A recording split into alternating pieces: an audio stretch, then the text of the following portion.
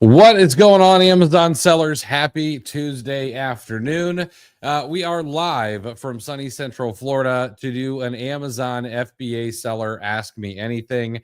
My name is Chris Grant, and if this is your first time here or first time stopping around, the entire goal is to be able to answer your questions. So whatever you need help with, whatever you're curious about, whether it's retail arbitrage, online arbitrage, wholesale, terms of service, whatever it is, drop it in the chat and I will help you any way that I can. And then, of course, I will make sure to bring you a topic or a tip that should be able to help you. And today, I've actually got a couple. I actually wrote down 5 last night as I was thinking about it, but I'll probably be able to get to 1 or 2 of them today. So, what is going on, everybody? Hey, Rodrigo, glad to see you. Carlos, what's going on? Clint, glad you're in here, man. All right.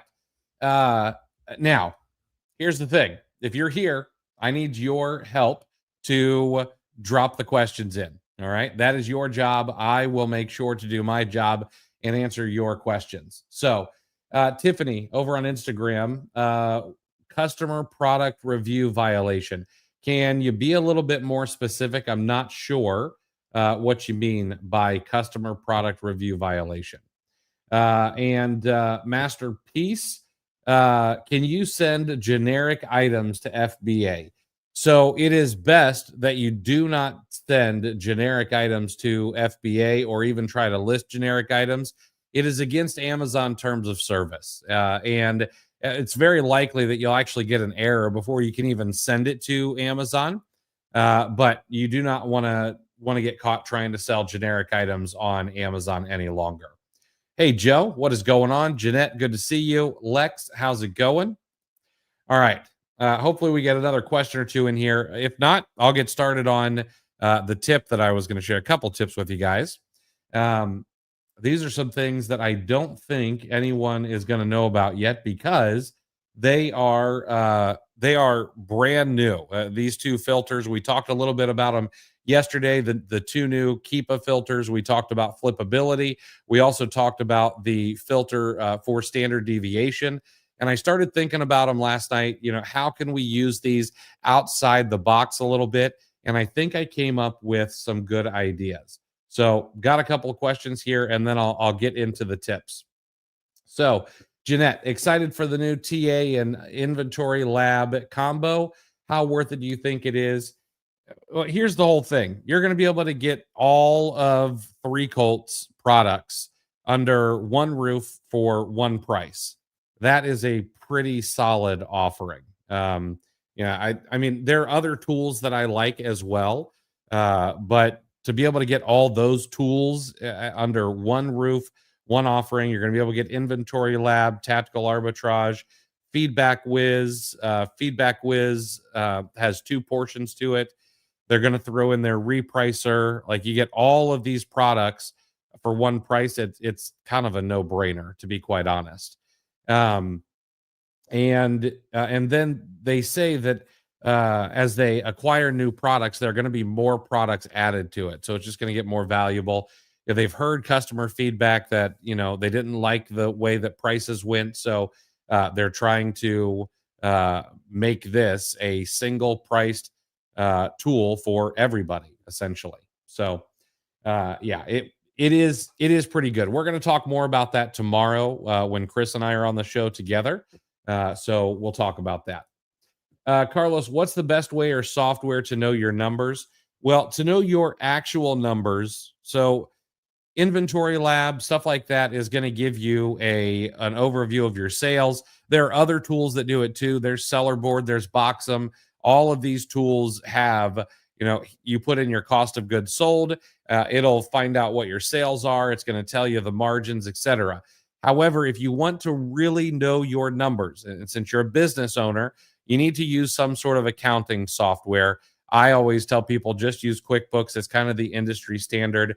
That way you're putting in all of your fixed costs, all of your other costs that you may not put into any sort of Amazon accounting solution, and you're getting to your real numbers with something like QuickBooks. You get a P&L statement, et cetera, and so on. as long as you're doing everything correctly. Excuse me.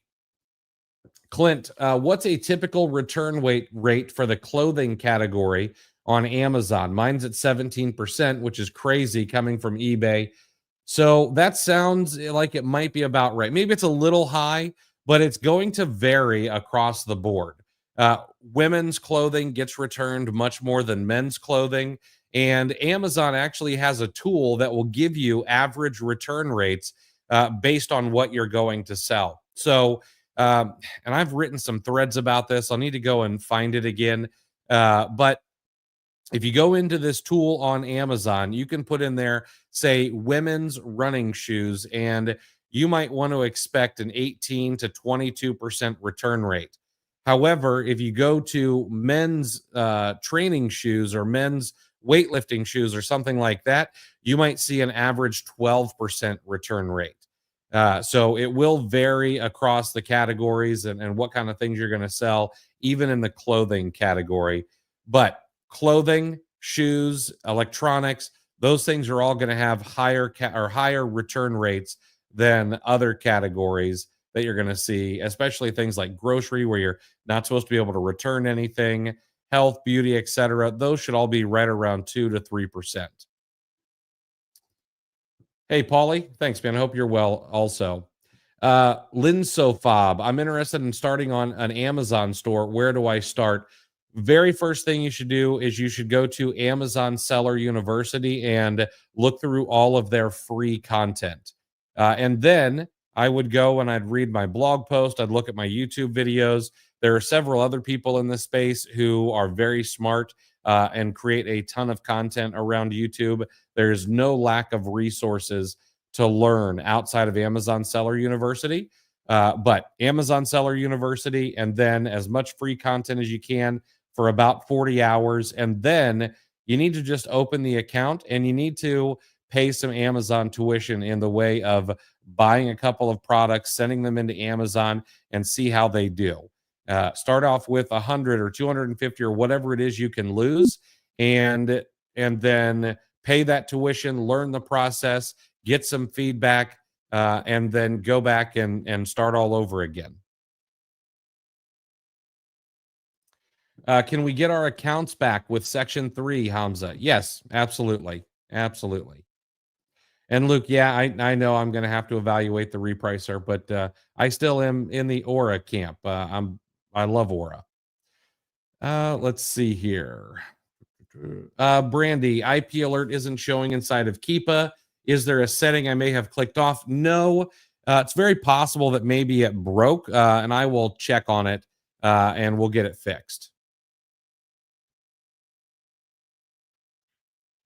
Let's see here. Monkey Smoke. Chris, your video helped me a lot. I got a Section 3, and luckily I was using a credit card, keeping receipts, and not buying from sketchy sources. That's fantastic. Is it easy to change owners on Seller Central? That is not something you're going to want to do. That's not really something that Amazon wants you to do. There are ways to do it, and I do know people who can help with that if you're going to change owners. Now, if you mean changing from LLC 1 to LLC 2, that's a little bit different. That can be a little bit easier. You're going to have to explain it to Amazon first if you got a new LLC. However, you might be treated like a brand new seller if you do that. So you're going to want to be careful with that. Joseph, is 8 to 10% profit margin on 1 million in sales in a 12-month trailing okay after all expenses? Yeah, I think that's pretty solid. 8 to 12% or 8 to 10% profit margin after all expenses. So that's going to be your net profit margin. I'm guessing that the only thing left over is going to be taxes that you have to pay. But you're looking at $100,000 in profit on $1 million in sales. That's pretty solid. That's very, very good. Okay. All right. Let me share my screen with you guys. Let me show you some things I was thinking about last night when it comes to Keepa and these new filters. So there are a couple of things here. You know, we talked yesterday about these new filters, the standard deviation, okay, and also flippability. So let me just explain really quick. Standard deviation, which you can see right here, is going to be for the buy box. And what that is what is the up or down? What is the standard deviation between the price? If over the past 30 or 90 days, the price stays at $10, it has a standard deviation of 0. If let's say that over the past 30 days, the price is $10, but over the past 90 days, the price has been $20, well, the standard deviation would be about 10. Okay. Now, flippability, on the other hand, it's a little bit different. Flippability is a score that Keepa has come up with between 0 and 99. The closer to 99 that it is, the higher, excuse me, the higher they believe it has a flippability to it. So you can buy it from Amazon, sell it back on Amazon, and they think it is more likely to do well. Okay. Now, what are they taking into account? I don't know. It's most likely more price volatility than it is anything else. And that's what they talk about when you click on that little question mark there. They talk about frequent large price swings as you get closer to 99, but it's just a score that they've come up with. So we talked about using these last night, but my whole thing with Keepa is you want to be able to use multiple filters to be able to get a more granular look at different data. So I wrote down 5, and I'm not done. I need to keep thinking about this, but the very first one that I thought about was the standard deviation with price corridors. All right. Now, and here's how I'm thinking about this. Everyone really dislikes prices that go, down. They don't want to see that. Well, what if you could find all of the products where there is not much deviation in the price? So let's do this. Let's go from 0 to 10 over the past 30 days, and let's go from 0 to 12 over the past 90 days.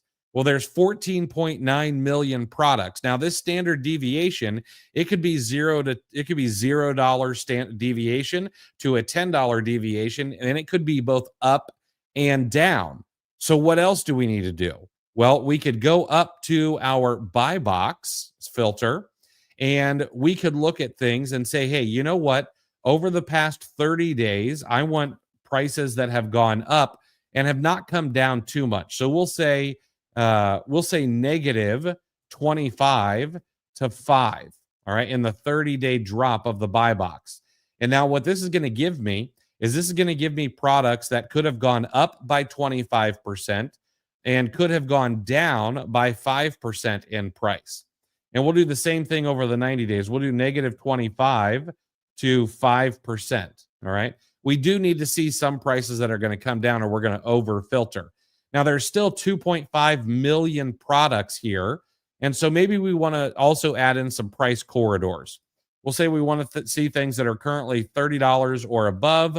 The 30-day average should be $30 or above, and the 90-day average should be $30 and above as well. That's still 982,000 products.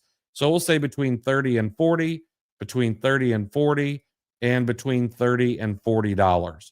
Now we're down to 317,000. So we're going to go and we're going to get even more granular. All right. We're going to say that the number of new offers over the past 30 days needs to be at least 3. That's 38,000 products still available. And you know what? We'll just go to the toys and games category here. And now we're down to 944 products.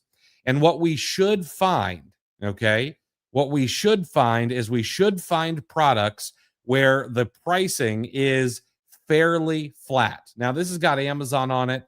Let's go ahead. Let's go back.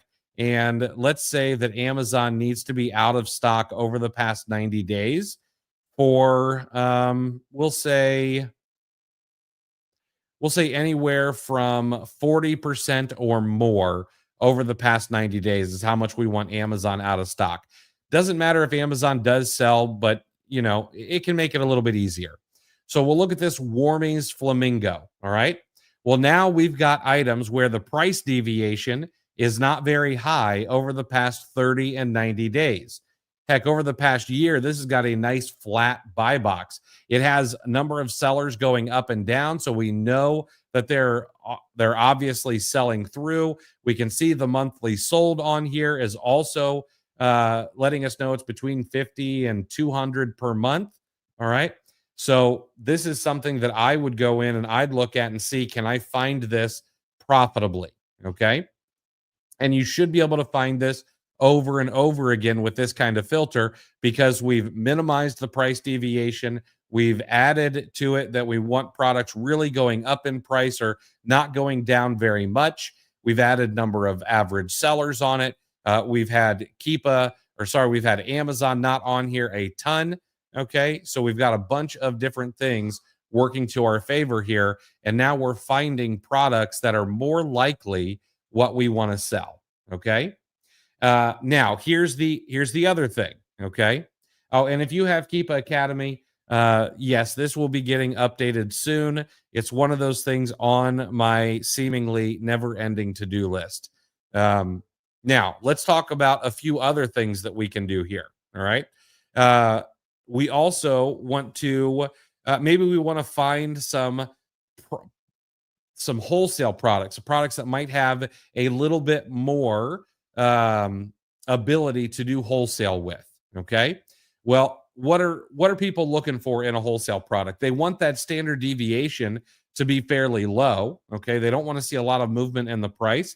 That may mean that there's some map on it, but they also don't want items that have, 50 sellers, on the listings. Okay.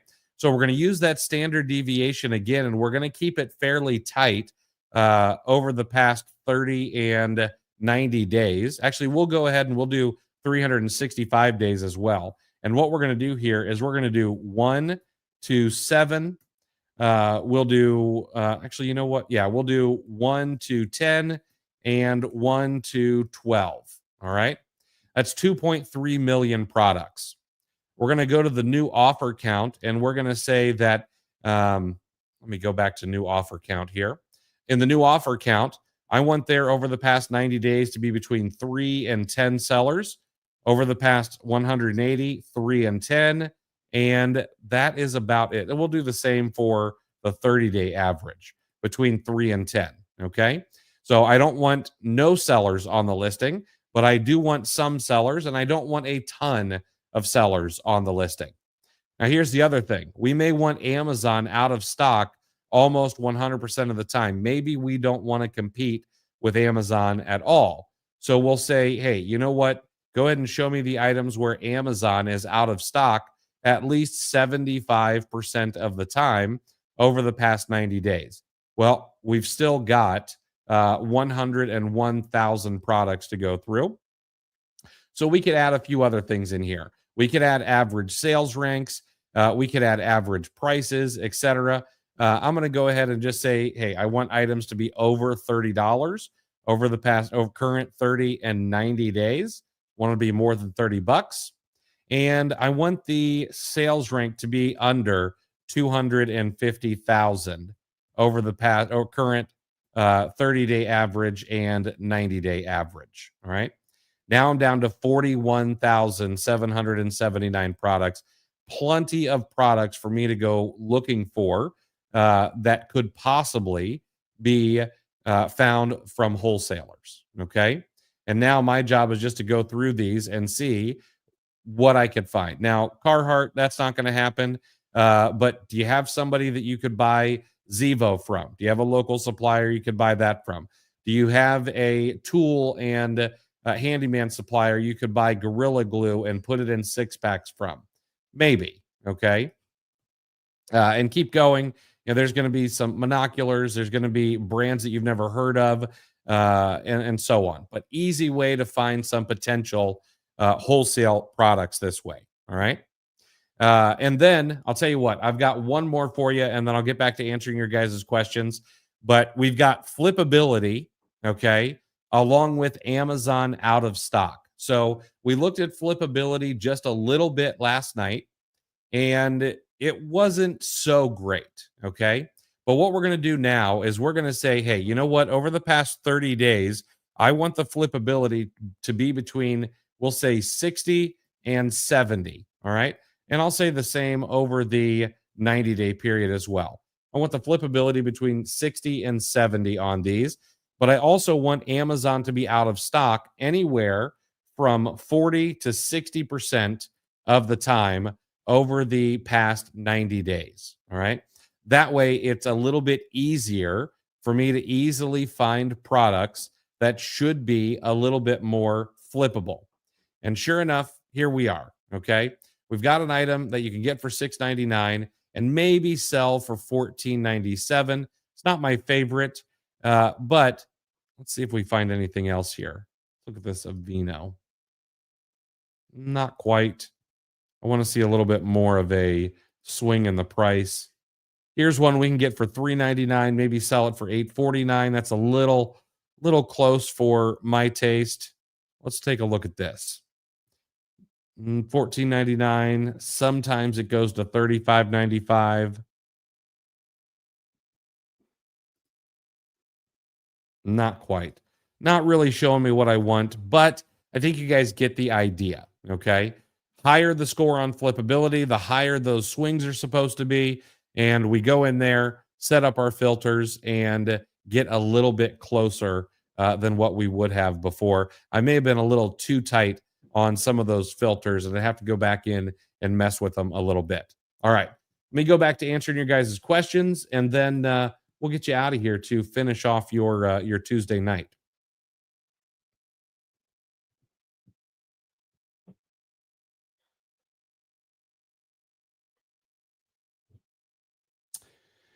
Let's see here. Okay, Sarah, not I meant changing owners as in the LLC ownership has changed. Paperwork and IRS was notified.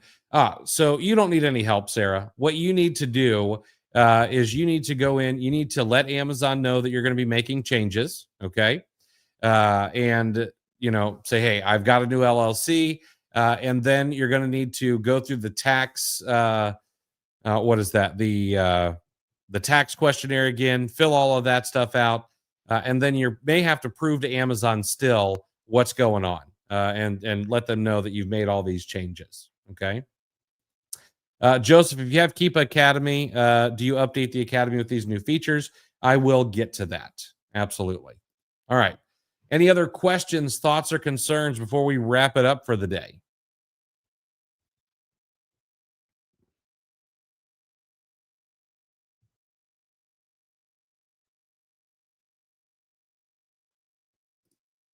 Have you been seeing less sellers on listings? I know several states I do RA in.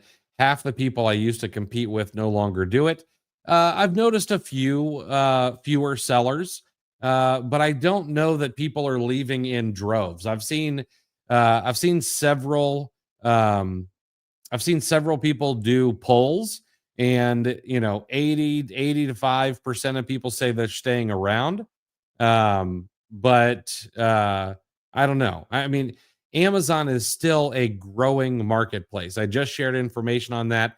So, like, a lot of people say, oh, well, it's in your best interest to say that Amazon is still a viable opportunity. The fact of the matter is, Amazon is literally a still growing marketplace. You want to move out of opportunities when they become like newspapers and they're going downhill. But that's just not the case with Amazon. Are things getting a little bit tougher? Yeah, absolutely. But are there more buyers? Yes, there are also more buyers. So I'm not seeing a ton of people leave. I'm seeing a lot of people be visibly and very loudly upset with Amazon and saying that they're moving on to Walmart, et cetera, and so on. But we have to remember that Walmart is still just a baby. It's um, absolutely something that people need to diversify to, but it's not quite where it needs to be yet. And also, it's this time of year. You'll see fewer sellers in Q1 because, it's not the sales of Q4. People get kind of deluded to think that Q4 is normal when all the other Qs are actually what's normal. It's Q4 that's abnormal. Have you ever used Feedback Wiz Profit Analytics offered by Three Colts? Not yet. I'll be looking into it. I just added Feedback Whiz alerts to my account. So I'll be testing that out. I'm going to be testing everything out, and I'll be making videos on them and things like that. All right, guys. I think that's going to be it for today. We'll get out of here a little bit early. We're going to be back tomorrow at 5 p.m. We're going to do a Q&A show, but we've also got the news coming your guys' way. So we got a couple pieces of news that we'll share with you guys.